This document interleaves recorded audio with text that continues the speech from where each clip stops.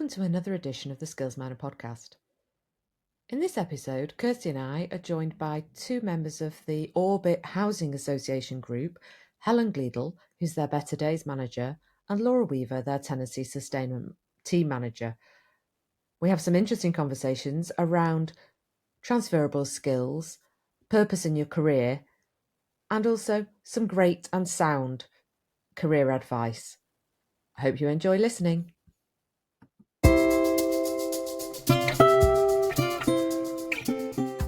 Hello and welcome to another Skillsminer podcast. And today I'm delighted to be joined by Helen and Laura from Orbit Housing.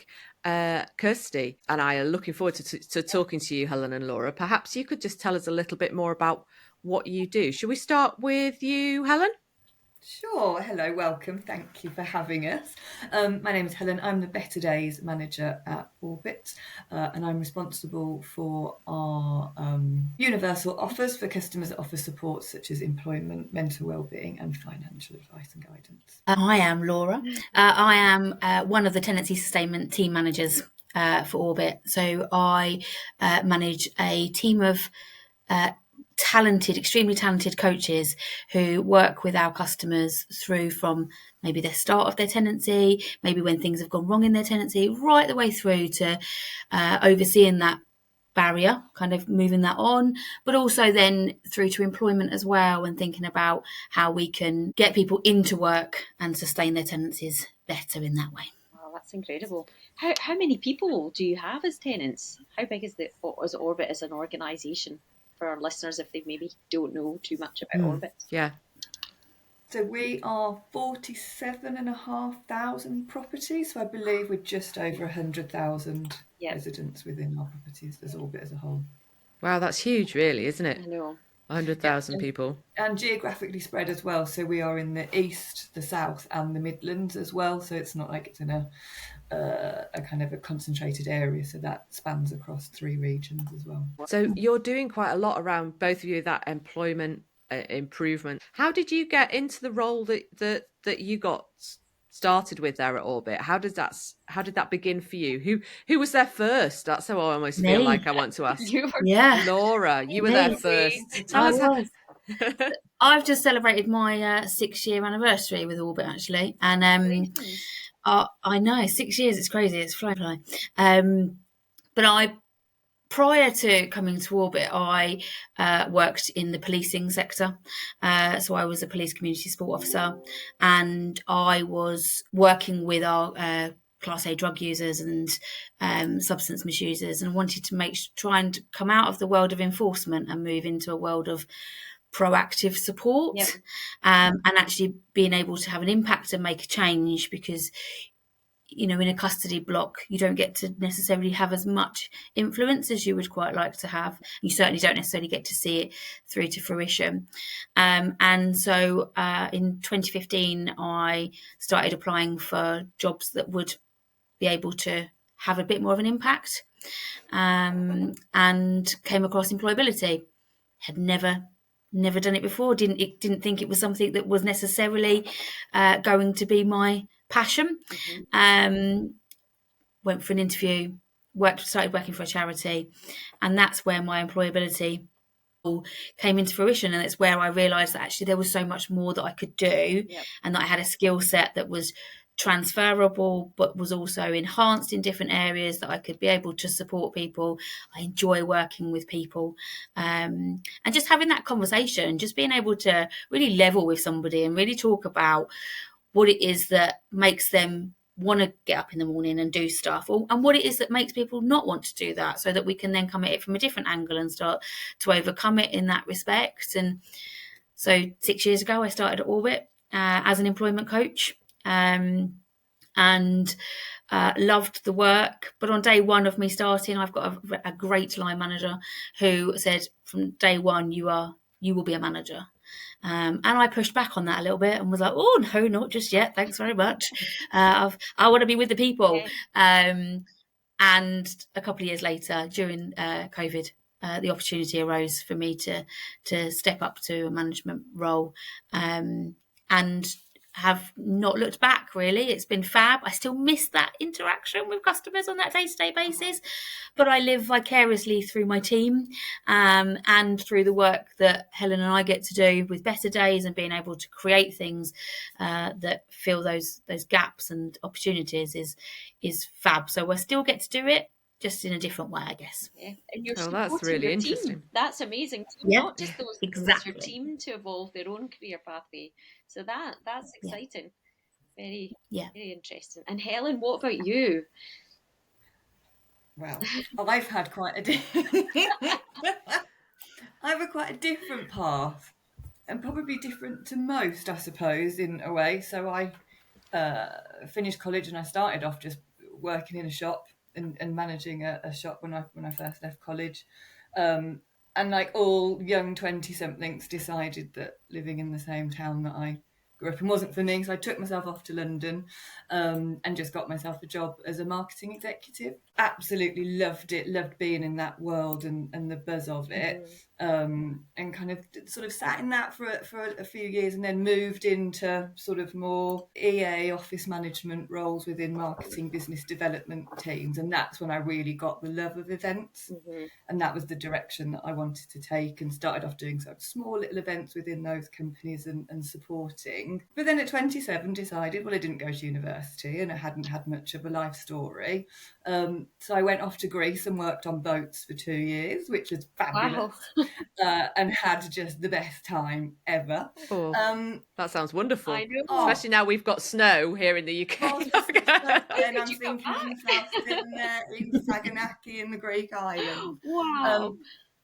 But it was brilliant. It was a real leveller as well. Kind of, you go and you literally live on a little 12-foot boat with 3 people for 6 months, and your customers come round and have their nice holiday, and you deal with absolutely everything that can get thrown at you. And all of my roles have been really customer service, customer experience based throughout. That sort of, you know, my USD, I suppose. And I love, same as Laura, I love working with people. I love that variety. And it was great. I mean, obviously having to live in Greece for 2 years was a chore, but you know, we get through it. But I made some really great friends, and it was still at that time when I didn't really know what I wanted to do with my life. So I went to Australia.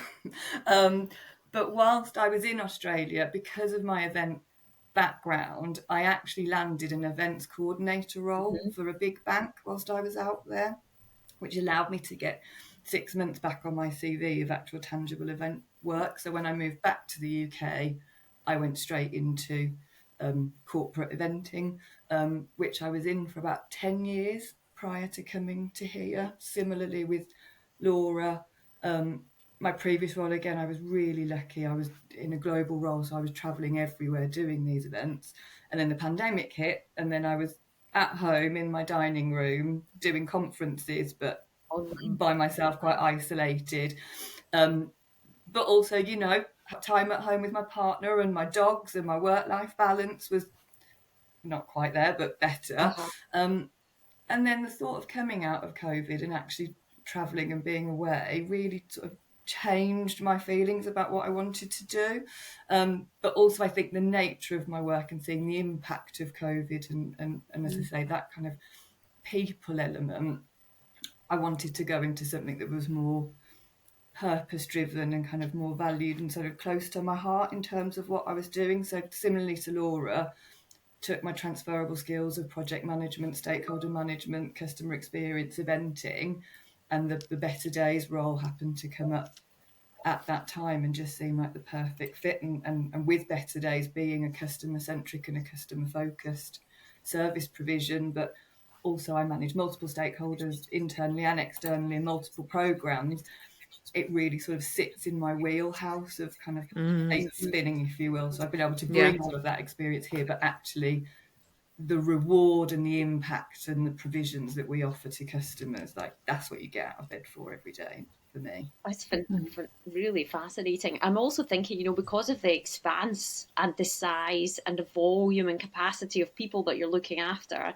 it's incredible how both of your transferable skills have allow you to cover that. Because actually, when you're thinking about the housing sector and how the application to joining as an organisation, it's self-identifying I could do that role, or these are the transferable skills that I'm bringing to that role. So it's both of your positions are, and how you got there. That's an incredible story in itself, and I want to say lucky Orbit to have you both. Yeah, for sure. I think it's really interesting, and I can't speak for Laura, but for myself, I always approach looking at jobs as, what do I want out of it? Yes. Where do I want to go next in my journey, whether it's the challenge or the role itself or the organisation, or for me, it was the human element of it. But actually, I don't look at job roles and think I have to tick every box. Yes. I go for about 80%, and then the rest of it think, oh, I'll figure it out when I get there. Yeah. And I think that's the thing is not having your own barrier for yourself, or for anybody looking at work that thinks, I have to know everything. Yeah. I don't think you need that. I think you just need the drive and willing when you get there that you'll figure it out and make it happen. And if you've got lovely colleagues like I have in Laura, people will help you get there if you need the gaps filling in as well. Because I'm obviously not from housing or any sort of public sector work. So it's been a real learning curve for me, but I've had really lovely colleagues to guide me. I echo that, actually. I do echo what you say, Helen, but I also think I look at job adverts and what I encourage when I was an employment coach, and what I encourage my team to do with their customers is, what is it that you bring to that role? Can you enhance that role? Is it going to be just something that is just a tick box exercise for you, or is it something that's going to really elevate off the page and makes it a worthwhile opportunity that you going in there, when anybody, particularly as managers, when you go into a job, it's a tough crowd to start off with, because everyone's assuming you're coming in to change the world and fix everything. And not everything needs to be fixed or changed. But actually it is about going in and saying, what can I bring that might enhance or just elevate this team or individuals within this team just a little bit more? Because if we're doing that and we're striving to always enhance something, not necessarily improve it, but enhance it in a different way, then actually that's our career progression. That's what we're here for. And also that then gives us a better chance of servicing our customers to the best of our ability, because we are always elevating our service to be matching what the customer needs and what we can bring, and utilising that skill set. And when we look at transferable skills, it's a buzzword that gets used so much, and actually do people really truly give it the kudos that it deserves? Because we've all got transferable skills that can go in, and actually you might move into a team at any level and that team not have some of those crucial skills. So you are enhancing the team, just by going in there and just using some of those skills. So I think I absolutely echo Helen that actually you don't have to have everything that's on a job advert when you're applying for jobs, but a willingness to understand everything on that job advert is the really crucial part. And I love that both of you entered into one of the largest housing associations in the UK, and both of you did not have that on your CV prior to that. I think that is just such a powerful message to say to people, especially entering the housing sector. We need more people in the housing sector more than ever before. I know we're out there helping tenants and doing all that lovely work, but what a great story to be able to say, we need people like you in our homes, our tenants or people who have maybe never considered the sector. And Helen, you touched upon this as well, and both Laura as well, that purpose, this purpose to want to serve or to do something that's greater than you, and like what you're kind of talking about, Laura, the sum parts of that if I bring this bit and you've got that together, we make this team together, So I think those are really important messages to share with so many more people. I love that part of your story, both of you. It's key, Kirsty. Like, the collaboration is absolutely key. Like, I can sit in my little world of Better Days and look at all the data and all the kind of gaps, and I can read everything that's out there in terms of what customer need is. But without going out, and obviously the wider part of the team that I sit in is the Thriving Communities team, so their place team, boots on the ground, as well as Laura's team, as well as a very clear crossover between how we all work together. But Laura's team and that team, they're the voice. They're speaking to those customers. They're hearing what they need. They're identifying those gaps or those needs for the customer in where they are and where they are at this moment. And without that feedback into sort of the program that I run as well, you'd never hit that mark if you weren't making it so, and if you weren't getting the messaging out correctly to customers in terms of the service that we do provide that makes our customers want to come and reach out and ask essentially their landlord for help. That is a real collaborative piece of work across both of our departments, and one wouldn't exist without the other. And communication is such a major thing of what you're having to both do together, like a tag team. What do you maybe find the most challenging right now? What's the toughest things that you're trying to kind of overcome? I think for me, without being too political, a change of government always brings about kind of an uncertainty. And, only this morning I was reading snippets of on the news around big retailers that are saying, actually, we're going to have job losses. We can't afford to continue kind of with this stuff. You've got the farmers at the moment who absolutely are affected by all of this. And so I think it's a bit of a challenge at the moment as to what is this government going to bring to the table that is going to come to fruition, and actually what effect does that have, whether that's positive or negative on our customers. I think that's a really crucial bit, because it's all about funding as well. Where's that funding going to be put? And we are very fortunate in Orbit that we are that Helen and the team are working on community. That's our focus. That's very much being in the heart of the community, back with our customers. We acknowledge that we have to build. We know we need to build the homes, but actually the people being in our homes are the really important people, and we want to make sure that the services, the funding that we're offering becomes a bit more hyper-local in that respect. So actually what is on their doorstep and how can we support? And my team during COVID went to completely not visiting customers in our homes. Obviously, it wasn't safe, and a lot of our customers were quite vulnerable, and we didn't want to risk taking anything into their properties. But we are coming out of that with a reluctance from customers sometimes to see us face to face, because where they were potentially already isolated customers, they're even more isolated now because they were told you need to stay home. So there's some reluctance there from our customers, probably, if we're honest, potentially a bit of a reluctance from staff as well, who may well have health conditions. COVID's not gone anywhere. It's just our new norm. And how does that affect people? But it's then about when we're kind of in their properties, actually really getting them to think about the world outside of their property. And because, for 18 months, that was somebody's safe haven and that was their place. And it should always be a safe place. Our homes, that's at Orbit, that's something we definitely want, is we want customers to feel safe in their homes, because that everybody deserves that. But actually, there's a whole world outside the door that can really help you to live and thrive, not just survive, but thrive in your own property. So we're going out more, and we're seeing customers more, and we are encouraging them out into the community. And part of the wider Thriving Communities teams are building community hubs, or creating community hubs in spaces that are already ours, or already like maybe some of our sales homes that we've used before. They're becoming hubs so that we can be very much on the doorstep again. I think we've definitely moved. Historically we'd moved away from that a bit, but I think what's fabulous with a chief exec that only came in last year, so about 18 months ago, is bringing that to the forefront again and being back out there and stuff. But that comes with its challenges naturally.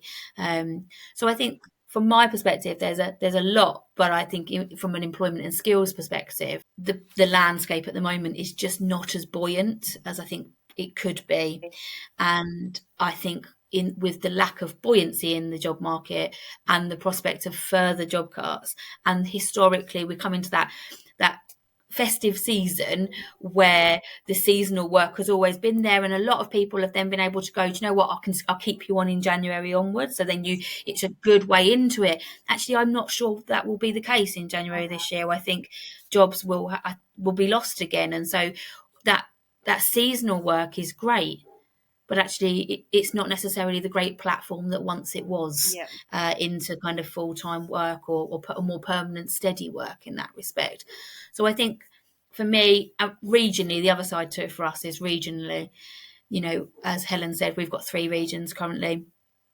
East Anglia is a fabulous place, but is a nightmare for transport purposes to get from one village to the next to get work. And actually, not every village will have jobs available in it. So there is a need to travel. And so that can be really challenging. Add on the seaside towns with the deprivation, with the, right back 2005, there was a Turn the Tide report talking about deprivation in our seaside towns, and gone are the heyday. And here we are still in 2024 talking about the fact that there is still huge deprivation in those areas. Transport links might not also exist as people would like them to. There's the cuts and things like that. So it's a really challenging landscape.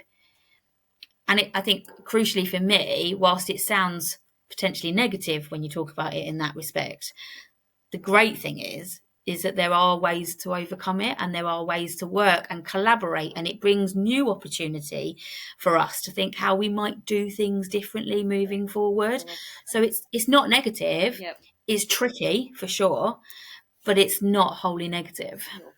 That's really interesting, Laura, because we've touched on this a little bit before, haven't we, Kirsty, with some of the islands situation and the coastal communities in Scotland as well, and how important that transport connection is, how it's a system.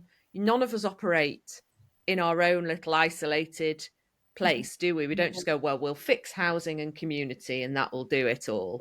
It's like, well, actually, individuals exist within this wider system, don't they, of transport, of employment, of the economy. And so it's that connecting all those dots and doing the best that you can do in your region place to help people in your region. It's just really interesting to hear your feedback on it, Laura, from the projects that you're working on. And it's looking at things, as Laura said, and maybe this is for companies more innovatively, in as much as when you do have people that are in those sort of areas, or you have single parent families that have other commitments outside of work, where are those remote working jobs, whether it's call centre based or home based? Everybody can now be, as we know from COVID, home based if they need to be, which could open up more opportunity for those individuals. So how are some employers responding to that? And I think, to take Laura's point a little bit further, and this isn't necessarily a challenge, but just something I've identified and are really keen to explore, is you have people that are out of work for a long time. We now have an ageing population that are being encouraged to go back into work, but the confidence is lacking. So where are those work experience opportunities? Where are those volunteering opportunities? Where are the go, play, try before you commit to something, or you lack those skills, or you feel you might lack those skills? But as we all talked about at the top of this call, everybody's probably got something more in them than they appreciate and just need that ability to try and learn and do. How do we help our customers take that journey confidently through Laura's team, through the Place team, through the hubs, through our supply chains, through other employers? And even if we're looking at our young people as well, our 14, 16 people that are falling out of school but still need those pathways, how do we open those doors for those customers? That it isn't just always paid work as the end goal. How is it just opening those doors for people wanting to get jobs as well? And that's something I'm really interested in, how other people are maybe looking at it, or how we as an organisation or other organisations could approach that as an option.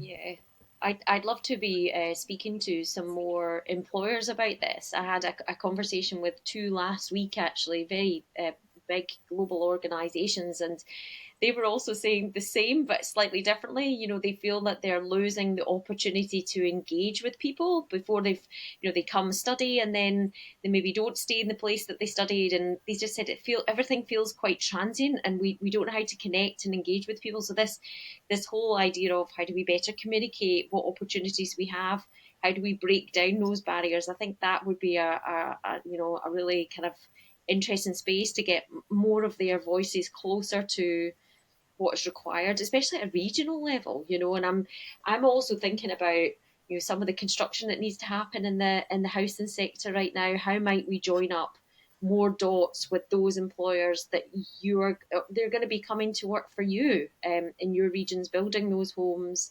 The heating situation, here we all are in the freezing temperatures today, what's happening in the green space for both of you as you look at sustainability and the high growth areas in the UK, and just trying to get those employers to reach out to our tenants would be fantastic. I think that's a real call to action to any of them listening today. We do want to talk. We do want to hear what opportunities they have and the ways that they're trying to kind of work their way around about finding the right people. Yeah, Absolutely. there are kind of barriers from both sides, Yeah. aren't there? There are barriers that people, like we said at the top of this, who aren't seeing themselves in a role, don't see themselves able to achieve that. And yet we also have the barrier in reverse, where people are saying, well, we're not got inclusive communities of employees, but we're not looking where they are. How do I overcome my own barriers as an employer to actually access people and make those roles available to people that need them? And I think, as Laura said as well, we're in a unique position as HAs, and in terms of we know our customer base, but again, with that hyper-local take that we have now within Orbit and the hubs and being within our communities and working directly with them, we know where our customers are. We know the challenges that they face on their own doorsteps. That's really powerful insights into terms of, but also what are those job opportunities within those localities? Because obviously people who live in Stratford upon Avon have far better or more optionality to those that live in Galston-on-Sea. It's apples for oranges. You can't just blanket everybody in the same situation, because by the nature of where they live, no two people are the same anyway, but no two people are in the same set of circumstances. And yes, there are cost of living challenges and employment challenges across the board, and they're not going to go away, but each individual is unique in terms of how they will respond and need that support in any given situation. And people's situations can change on a sixpence. That's the great thing about Better Days, is you can be any Orbit tenant and you will get support. And equally from a coach, it's not just about, as Laura said at the start, it's not just about employment. It could be any aspect of your life that could potentially change, and you'll get support from it. And I think that's what people still need. People still need a bit of a arm around their shoulder and a bit of a, you're not on your own, or we'll help you get through it, or just point you in the right direction. And I don't know how we can solve that problem, but I think we're certainly making as many kind of steps as we can. And for me, to your point, Kirsty, it's actually how do we as Orbit get that message out there positively about Better Days and about the tenancy sustainment job coaches and all the other holistic work that they do, and about the thriving communities teams and the community hubs that reaches all customers, that you can come to us and we will help you. Yes. And such an important message. And you touched upon something there that's really interesting to me, and we have it in the area that I even live in. We've got an island in our region, and within that's a very, very different population. Yet economically, they may report upon different elements of that, but we're kind of under the same kind of rainbow, if you like, with how it is reported. And this is where I think that housing associations have such this insight into actually what is going on in the region, because if I live on the island, I can't be, although I may be in the same northern region, we're in a very set of circumstance than everybody else that's living in the mainland, but they're still in the same northern region, and so I think this is where your insight and in terms of how we get the UK economy moving, I think housing really wholly key aspect of how we really engage with those local people, and we bring the employer's voice into that, and then we, whether it's through the hubs or Better Days, make those connections. And Helen, even thinking back to your previous experience in marketing and things like this as well, it's now when you start to think about all those transferable skills, and Laura, this idea of what you're having to deal with on a daily basis when your teams are out there knocking on those doors. I think those two aspects coming together is so critical. But I do think that I really hope that politically the voice of housing associations and that kind of your insight is what we use in terms of that getting back to the regional economic development picture. Yeah, I always think we exist, don't we, as people in a place. Yes. So, and no matter what like you say, Helen, these big broad brushstroke, we're going to do this or we're going to do that. It's like, well, how does that affect people in this place? Yep. And the communities that we're in, and that hyperlocal, we see that is what people need. We see that is what works, and it's really good to hear how Orbit is using the Better Days program to kind of focus that approach and test it out and see what works and consider how that can spread, because what you're doing is it's important work. So it's important to give it visibility and credit around how you go about doing that. I don't think we're the only HA that's doing it. I mean, there are other HAs that are doing great work, but I think there's a lot more we can probably be doing as aligned HAs, because you will have stock areas that are a mixture of us, somebody else, but actually there might be one key element that is impacting that community that actually, if you put your resources together, it could change a whole community rather than just one small population and not maybe completely deal with the whole problem. So I think, and it is happening, it is definitely happening. I mean, you've got HACT and all of these other brilliant associations and partnership work going on, and we as Orbit have started to partner in some areas with other HAs, but I do think or whether it's a government piece, but I do think there is appetite to maybe come together and be even more collaborative with our own peers, if you will. Build your own communities across that, really, and your expertise sharing. Because we only have so much funding, you can only do so much. I mean, we're a not-for-profit, so every penny that we spend is mindful because it's customer money. So it has to be invested well, it has to be impactful, it has to be beneficial. And we're really lucky because we do get, brilliant gains for our customers, and we see really positive responses and results from them. And it's something that I take as a real responsibility to make sure that happens and that we are delivering those programs that are worthwhile and beneficial. But as I say, we're not the only ones, but I wonder what more can be done if joining up the dots, we aligned even further. Yep. So Laura, just thinking back to the team that you're managing right now, what mentioned it earlier on, what's the best piece of advice that you could give, whether it's your team or anybody that's entering the kind of the workplace right now? What's that talk about? Is it the transferability? Is it adaptability? What do you think is the best thing that we should be thinking about? I think it's a combination of lots of things, Kirsty, if I'm honest. It's a $1 million question, isn't it? I think in that respect. I guess if I think about advice that people have given me, so somebody once said to me, this is a combination of different people's advice that I've just amalgamated to make it sound a bit better.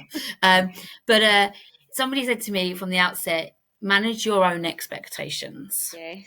Be proud of everything that you achieve and be prepared to influence others.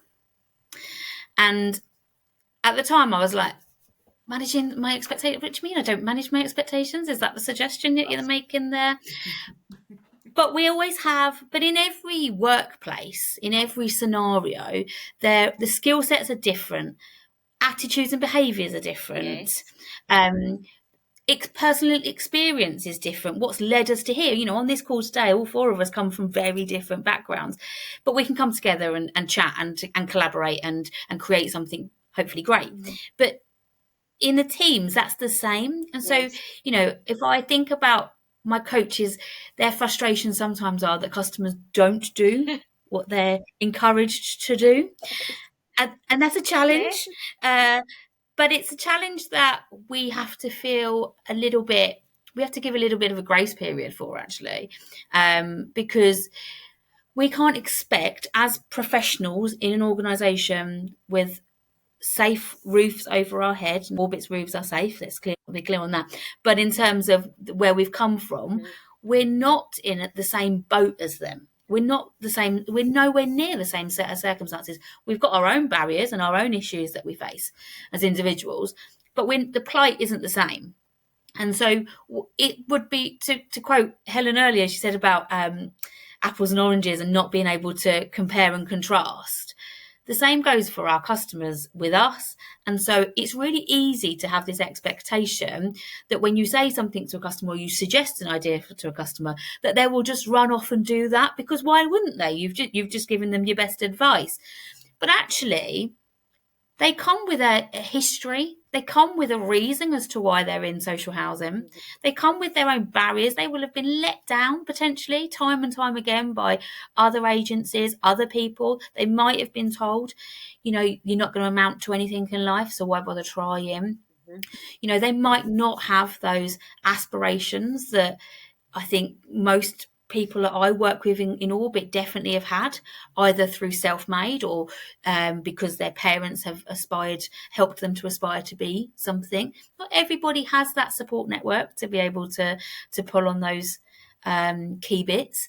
And so by managing our expectations and understanding that actually we might have to say it 5 times before somebody listens to us. We might have to reword it because it might just not have landed properly first time, because we might have been speaking in a different way, might have started to use the classic acronyms and things like that always throw people off. But actually we're so used to using them that they just slip into conversation, and that creates its own barrier then ultimately for somebody to be able to fully get to where you want them to be and work with them. And I guess for us, coaching is our model. We follow a coaching model. We align pretty much to John Whitmore's GROW model.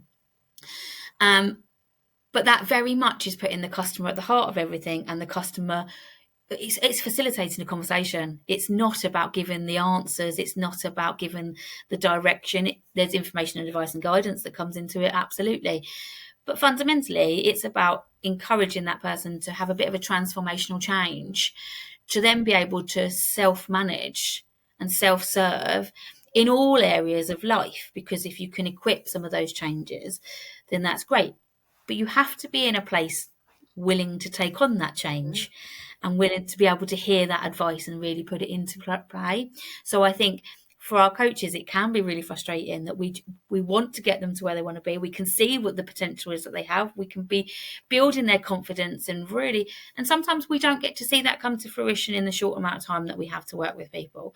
And what I encourage my team to bear in mind is that we get a really short amount of time in someone's life, but you don't know the impact of that later on in life. They'll look back. We can probably, all of us on this call, could probably look back to a teacher or somebody that said something nice to us decades ago. Yep.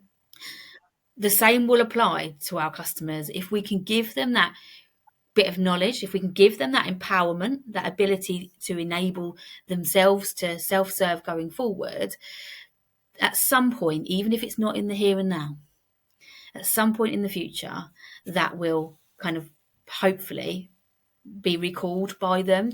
And I think that's why, if I look back to your talks at the beginning about my journey here and how I was working with my substance misusers are similar in the terms of respects of they don't necessarily want to be progressing, they don't want to be off of drugs, they can't face it because of the barriers, whatever those reasons are.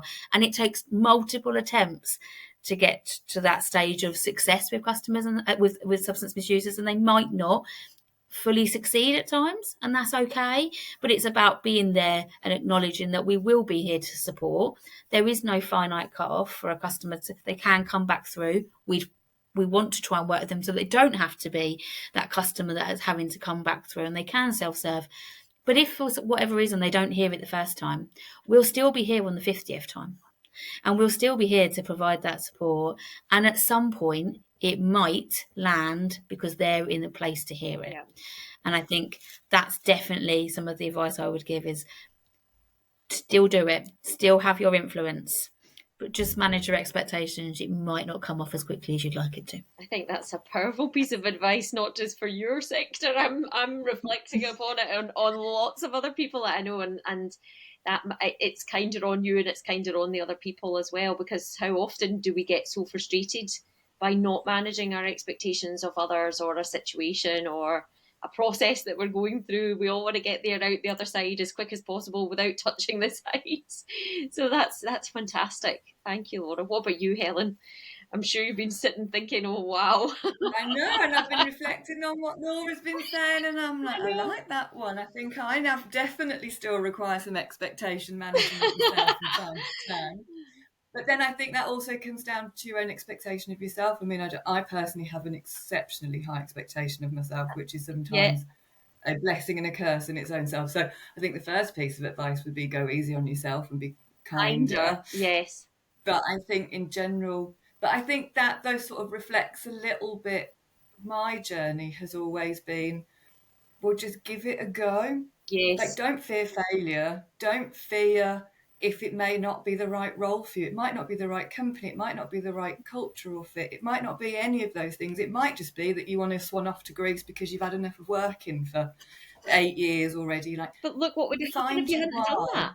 You would never have had all those other adventures, you know. So I think that, and it helped me grow as a person. It helped me understand what I wanted. It helped me really, like I say, find my why. And I think you can play and move around, and gone are the days where, I mean, it does fit for some people that you have to have that job and you have to stay in it. I mean, that's the beauty of transferable skills and the beauty of being able to move around sectors, and you change as a person over time, and what's, you know, what drives you as a purpose. I've certainly had different, you know, requirements from my life and what I wanted to achieve, you know, and I think that transition to your 30s is probably the biggest one that you make. But do what drives you to get out of bed every day. And if you can't do that because that option isn't available, find it elsewhere outside of your work. So whether it's a side hustle or a singing lesson or a knit and natter group or whatever it might be, find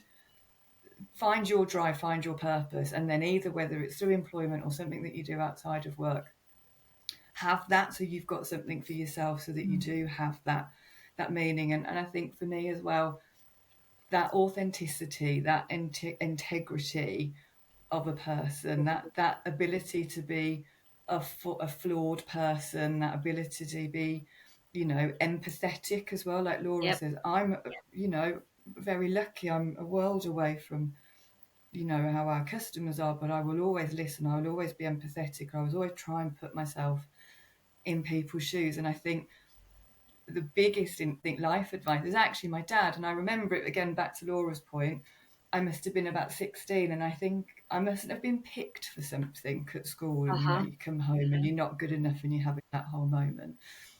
And I remember my dad saying to me, Helen, you can be the cleverest person in the room, but if you can't communicate with anybody, you've got nothing. And that is the best piece of advice I've always had. Listen, understand, meet people on a level. That could be your next door neighbour, that could be your colleague, could be the CEO of your company. Find everybody on their level and find a way to communicate with them. And that's the greatest piece of advice I've ever had. And I do think that has helped me, especially in my role where it's been, you know, a lot of customer engagement and a lot of stakeholder engagement. It's certainly one of the things that I go back to all the time. So yeah, that would be mine. I think it's really interesting because when you were talking there, I was reflecting on what you were saying as well. I remember in my 20s not knowing where I was going, not knowing what I was doing. And there was a lot of pressure to know what you were doing. I'd been, you know, I'm down in Kent. We have grammar schools down here. I'd been to a grammar school and there's a lot of expectation that you will go to university. I decided that wasn't right for me. And I remember my granddad saying to everybody around me in the family, who was supportive, but didn't want me to just not do anything, obviously. And I remember my granddad saying, why does she need to know? Right now, why does she need to know? She's going to work for the next 40, 50 years. She doesn't need to know what it is that's going to absolutely drive her to get out of bed every day. What she needs to do is build up some knowledge and some skills and understanding of different areas and give it a go. So I guess just reflecting on what you were saying then, Helen, I think, for customers or anyone that's thinking about going back to work or going into work who hasn't, you don't have to have all of the answers. You don't have to know what is your forever career. And I think I admire people that have a forever career. I think, my husband is a police officer. That will be his forever career. And he absolutely wants that. And I love that for him. But actually, I also love the fact that I have had a diverse career and will likely continue to have a diverse career, whether that's changing roles within Orbit, whether that's at some point in the future not being in housing, whatever that looks like. I think there's a lot of power in that as well, and knowing that you can be your authentic self and you can experience multiple things, but actually you can bring it back together to actually still achieve in whatever area. As long as you go in with the mindset that you're going to give it your all, you can make a success out of it regardless. And I think it goes back to that thing, doesn't it? It doesn't matter if you don't have everything in your wheelhouse, if you don't have all the answers. It doesn't matter if you fail or you don't like it. Like, it's the trying, isn't it? If you give it a go, that's all that really matters. Brilliant. I think that's been really. Do you know what I'm going to suggest to my kids? They listen to this. I know. Because I'm kind of like, and sorry kids, they'll be listening now going to go, oh, I don't want to listen to my mum. But it's actually really important that they come through education and they think it's all a straight line, and they think, I've got to make decisions at 16, I've got to make decisions at 18, I've got to make decisions now, I don't know what I want to do. And they start to feel lost and they start to feel worried. And it's like, like exactly to your granddad's point there, Laura, you don't need to know. And goodness, we're talking with people, aren't we, Kirsty, about future jobs.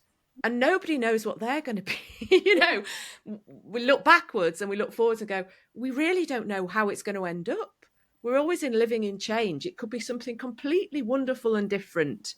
So I think that's such great advice. And I really do appreciate you sharing your stories with us, Laura and Helen. I think it's been really interesting to listen to. If you'd have asked me at 16, I'm going to be in musicals or a mounted policewoman. Laura and I were talking about this the other day. I didn't do or both of those things. Dear. So how can we get people more aware of the stuff that you're doing, the Better Days work, the connections, the communities? How can people find out more about that? Through my side, obviously everything is on our customer hub on the website. So all of the help and support is there on the Orbit pages. It's also all within Orbit My Account. Equally, we've obviously got the customer hubs as well. We've got a Facebook page that people can find us through. So there are multiple channels, or you can also ring through to the hub as well. And that all of that though links directly into Laura's team. So help and support forms, any calls that come into our customer hub will go through to Laura's triage team as well, and then signposted out to the appropriate provisions that we've got. And we've got some wonderful partners. We've got Citizens Advice, we've got yourself, we've got Mind, we've got Aspire for You, we've organisations as well. So all of it on the website, all of it, and you'll either end up with me, a Thriving Communities team member, or Laura and one of her team. So I don't think anyone could ask for more. That's fab. Thank you so much for your time today. It's really, really interesting. And I think, like what Dinah's saying, that's going to have multiple ears listening to it. Okay. Thank you for having us. Thanks for joining us, and thanks for your time. Thank you for listening to this episode of the Skillsminer podcast. You can find more episodes and videos about Skillsminer on our YouTube channel, and you can listen to more podcasts on our Spotify. Thank you.